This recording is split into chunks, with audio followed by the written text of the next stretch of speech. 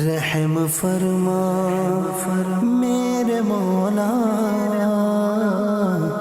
رحم فرما میرے مولا۔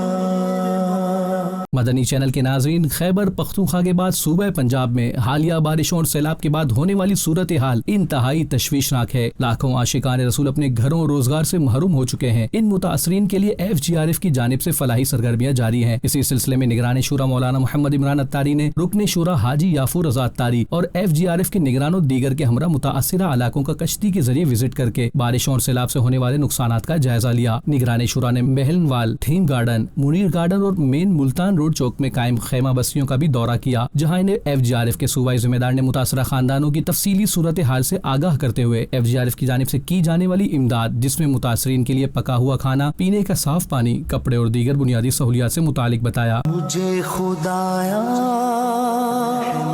معاف کر دے، مجھے خدایا معاف کر دے۔